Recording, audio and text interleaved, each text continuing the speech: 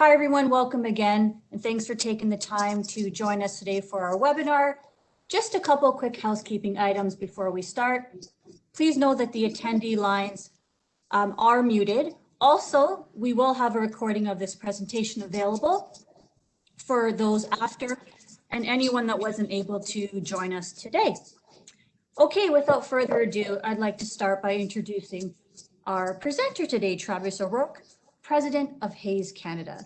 So just to give you guys a bit of background on Travis, Travis actually set up our talent solutions business that provides CMO, volume and project recruitment solutions, right through to full recruitment process, outsourcing and managed service programs. He has also been essential in building our temporary and contract divisions, particularly in the IT space. Travis is also the Toronto president of Access, which is the Association of Canadian Search, Employment and Staffing Services, and also sits on the board of directors for National Association of Canadian Consulting Businesses. Not only that, he has also been featured in some really great segments with CBC on the Money, BNN, the Open, and CTV National, just to name a few media outlets. And finally, like Hays, Travis is also passionate about corporate social responsibility and is an avid supporter of Sick Kids Hospital in Toronto. With that being said, it's my pleasure to pass it over to Travis. Well, thank you, Karen. Nobody wants to read a bio about themselves, so kind of appreciate you stepping in there. Yes, about the person as well. I've been with Hays for about 10 years now. I think February is going to be my 10th year, but I've been in the recruitment industry itself for about 15. I've worked and recruited in pretty much every province and any sector, really. I don't think I could say that a year ago. Healthcare was certainly new to me, relatively new to Hays. But I'm proud that we were able to rise up, and I'm proud to say that we worked with frontline heroes in hospitals and long-term care facilities. We built out a few COVID testing centers. I'm proud that Hays could do their part to keep all of us safe. Because for me, CSR, goes well beyond a fundraising day. Now, don't get me wrong, money that you get on a fundraising day helps us to do a lot of things that we need to in our community. But watching big companies in particular, like CAE, or small breweries like the Spirit of York, great gin, by the way, making hand sanitizer, that is true CSR, isn't it? I think each corporation has an obligation to do good in their community, and Hays is certainly no different. So yes, Sick Kids is the charity that I'm most involved in. I am a recruiter, of course, but I am a husband and a father first. And I have 2 kids, and you're probably wondering, why is he telling us this? Well, that's not me on screen, but it might as well be. I'm at home right now.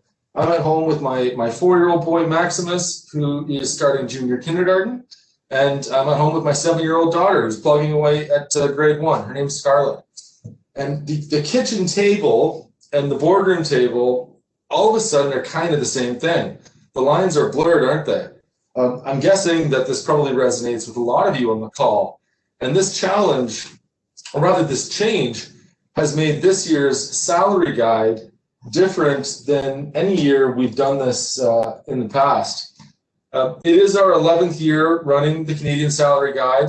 The one that we did the previous 10 years, if I were to kind of stick to that kind of agenda, I'd be sitting here telling you about how IT workers are expecting to get a raise this year, which they are.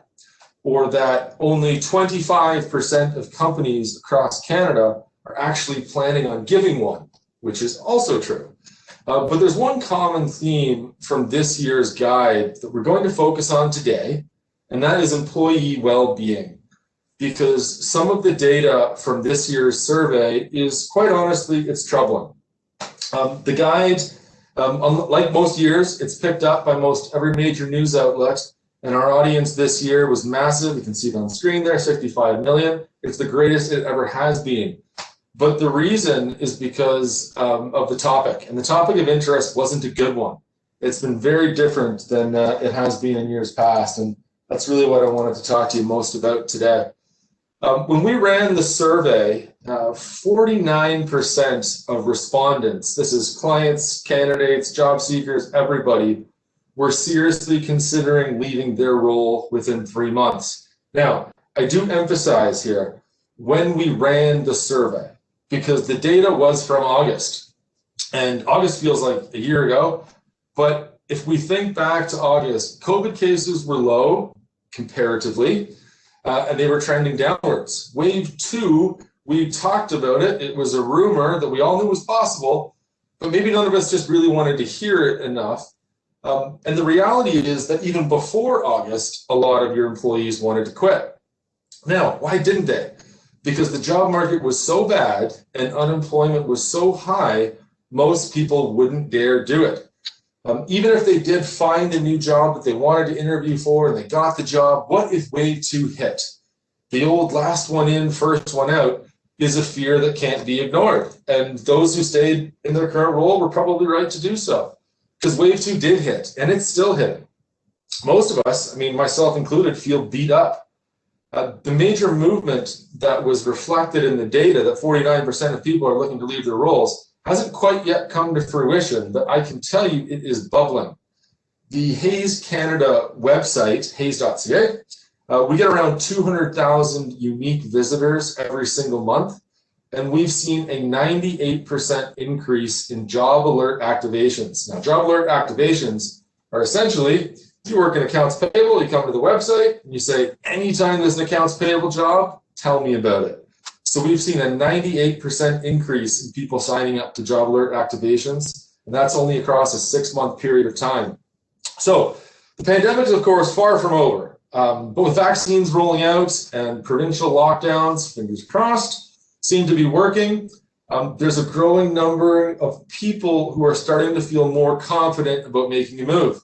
And I'm warning everybody now, heck, I'm warning myself, I'm warning my staff, it looks like spring is moving season, because in our business, candidates have never been easier to reach. There is no more of that awkward moment where you're stepping into the hallway at your office to whisper because that recruiter's on the phone, but your boss might be nearby. And there's no more, I need to leave the office for 2 hours for that dentist appointment conversation that you've probably had 2 or 3 times that month when you're trying to get a job under traditional circumstances.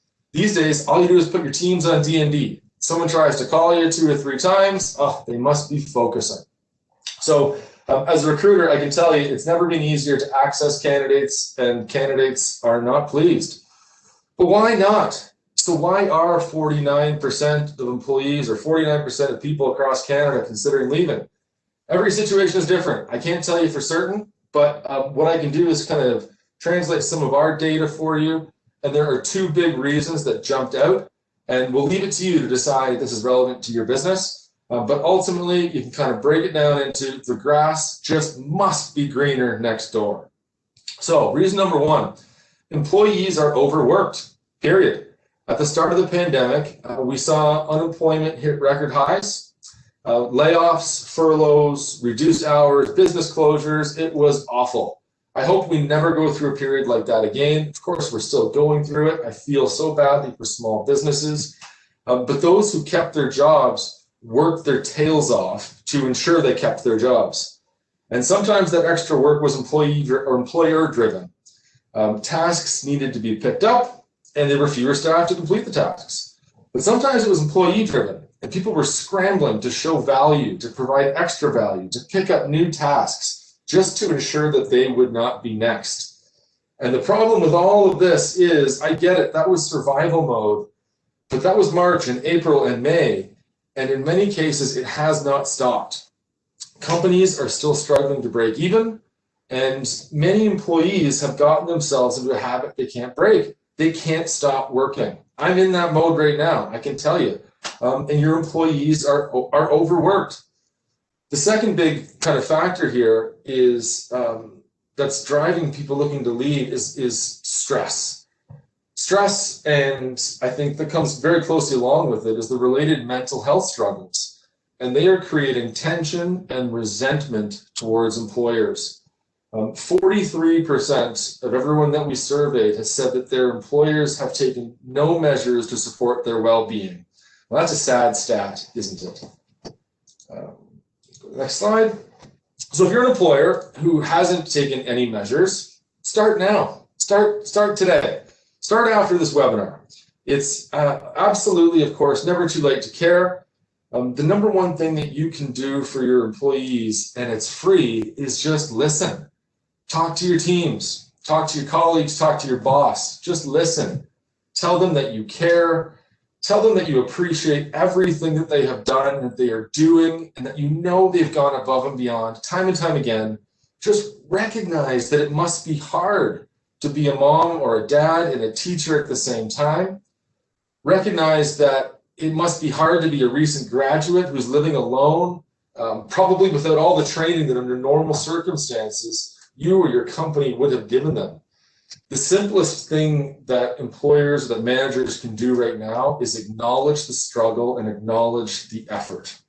Now, of course, acknowledgement isn't everything that we as employees want. We can't pay the mortgage with acknowledgement, can we? So there are three things that employees want, and we're happy to share those with you today.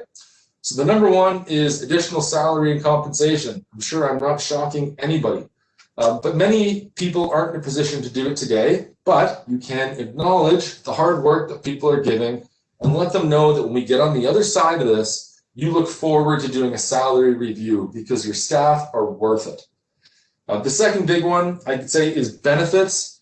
Benefits are a key part of any overall compensation package, but mental health offerings specifically are something you should look into. They're becoming very, very common. All of the big players are now promoting very new and very cost-effective offerings. And for you to be a true employer of choice, your old package that reflected physical well-being now needs to have a very strong and very important complement for mental health well-being. So again, talk to any of the big players. There's some great offerings that are out there. And the third one down the middle here is career growth. Now, maybe you can't give a raise, but that doesn't mean you shouldn't give a promotion. Titles and responsibility are really important to a lot of people. Or maybe your team isn't ready for promotion, but have you run development sessions for your team to show them what is holding them back? What do you need to see from them in order to get that promotion? Career growth doesn't always have to mean upward mobility. You can develop somebody's career just by, giving them a new opportunity, moving them laterally. Growth is about learning. It could be a new skill, it could be a new task, it could be a new experience. The key is to keep the learning journey moving forward. And that counts as career development. I was never a huge fan of online training, mostly because I have a very short attention span. And when emails pop up on my computer and I'm doing online training, I find it very difficult to not look at them. That's something that I'm certainly working on. But the reality is I'm starting to come around. Online training is convenient, it's flexible, and what I've learned, it can actually be more cost effective than a lot of other methods of training. There's actually a wealth of free or pretty close to it training. At the start of the pandemic, we partnered with an online provider called Go1, and we offered a training program under the banner of Phase Thrive. I'm telling you now because it's free. It's free to our clients, to our candidates. You can access it anywhere, anytime. It's really self-driven. It's very cool. Second thing you might want to do internally is consider setting up a weekly or monthly call just dedicated to discussing learning and development. Try and make it kind of part of your culture or your routine at your organization. Just discuss what everyone's been learning that week or that month, skills that they're developing. You're going to find new opportunities for employee A to cross-train employee B. And that's fun. That builds a team dynamic. It helps bring back some of that kind of water cooler culture. And it's important. You can even have your team present to you about what they've learned recently. Because the point is like anything. If an organization doesn't pay attention to it, or if managers don't talk about it, it's not important and it doesn't matter. If you put self-learning or cross-training and development on any agenda, now all of a sudden it matters. And your team wants to know that you care, and they want to know that you care about their development. It's an easy way to put smiles on faces and ensure that you get a more talented team.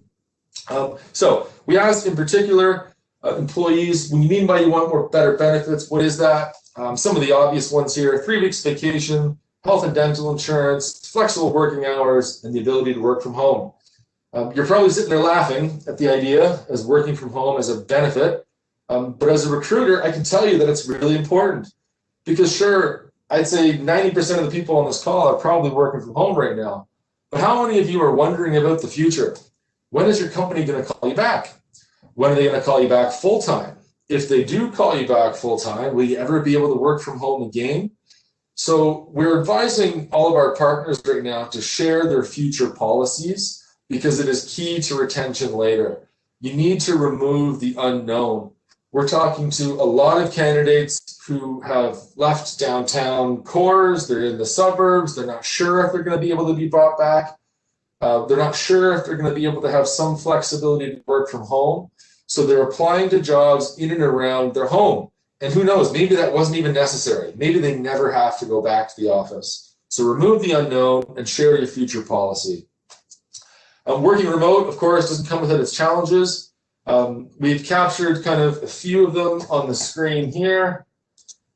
One of the big disconnects that we're picking up here is the difference between efficiency and productivity. And one of the key points of data from the survey is that employees are saying they are far more productive working from home. They're not doing the commute, they're taking shorter lunches, and that translates to better productivity. Now, employers, on the other hand, are saying they're not. Employees are not more productive.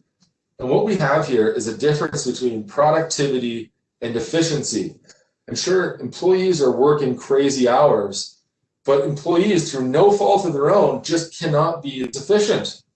I look at my job, and I used to walk over to someone's desk, and I'd see them sitting there, and I'd ask a question, and I had my answer. But now I use Teams, and I don't know if you're sitting there. If you are sitting there, maybe you're on the phone. I don't know when you'll be off. I don't know when you'll be back. So maybe I call you now, and you don't answer, and you call me, and then we play phone tag for 30 minutes, and a question that could have been answered in 5 seconds could now take 2 hours of tag. So the length for tasks to get completed are being elongated.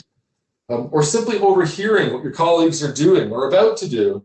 Just having that awareness helps us learn and get more efficient. So the productivity versus efficiency dilemma is a challenge. Now, other ones on screen, I don't need to read them all out for you, but going back to the problem of employees being overworked, the challenge is they're not able to disconnect. And that's a challenge on all of us, on employees, on employers. We need to help our people disconnect. And it starts, in my opinion, with a culture of trust. A trust that you are not expected to reply to emails at night or reply to emails on the weekend. But a reality that I know that I face, when I send a note, people do feel obligated. And you really need to create that trust and talk to your teams. Just because it's more convenient for me to work in my evenings, because I want to spend my children's awake time with them, does not mean you need to reply. And that trust is easily stated, but it's difficult to earn. It's something that we all need to work at. Because your job is your job, and your family life is far more important. So what I can say is don't say it, show it, and please, all of us, respect each other's time. We can't stress that. Okay. Lastly, consider hiring temporary workers to alleviate some of the stress from your team or any extra workload they've picked up. The work might be getting done, but that doesn't mean it's being done happily. Nor does it mean that you're making an effective use of your resources. Unfortunately, admin staff, for example, were one of the hardest hit groups by the initial layoffs, and they've been one of the hardest hit groups as far as the return to work as unemployment has started to come down.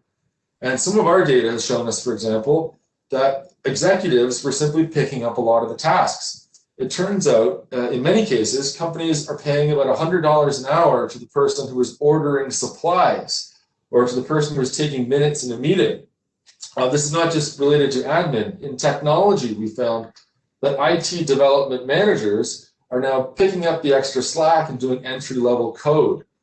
So cutting costs does not necessarily mean or translate into saving money. And they also certainly don't contribute to job satisfaction. So one consider that we urge kind of everybody to look at is to hire contingent or temporary workers. I think everyone's a little bit nervous. Are we going to go into a wave 3 or a wave 4? And hiring contingent workers is a good way to kind of alleviate the stress now, get the work done, and then unfortunately, if we do go down another road, it's certainly easier to part with that worker. So lastly, we're going to close out with some recommendations. First one we've got is to get creative in how you build and run your teams. A balance of new and experienced, permanent and contingent. And then when you do get back to kind of work as you know it, a good healthy mix of in and out of office, we think will be the way of the future of organizations who move back to a very rigid 8:30 or 9 to 5, 100% in the office are really going to struggle to attract the top talent. This is the new way. The second piece is to invest in training and development. Training and development doesn't have to be, go out and hire an external course and spend a few $1,000s. It doesn't have to be hire an internal trainer and have very regimented at this time on this day. It can be self-led. It can be online-led. It can be led by peers. It can be job shadowing. It can be just getting your people more experience in other departments or in other roles. And then the last point, and it's definitely kind of the most important from my perspective, is to just pay attention to your employees' well-being. We are all struggling. And I myself, I'm right alongside that, I'm right in the mix of it. Like, we're working hard. We used to at least be able to leave the house and go talk to the neighbors, go see our friends, go see our family. And now we can't. Like, everything is compounded, isn't it? We're at our desk for more often than usual, and we don't have that relief or that break. And acknowledging that as colleagues and acknowledging that as employers, I can't stress the value of that enough. Sometimes it's just nice to have a moan, have a vent, and learn that other people are going through the same struggles that you are. I think we'll go a long way to building trust with your teams and your colleagues if we can all show a little bit more vulnerability and just realize that this is hard. This is hard. So thank you very much for listening to me today. You can go to our website. All the data that I said I normally would have spoken about pay raises and sector-specific and increases and decreases. It's available in our salary guide. You can download it.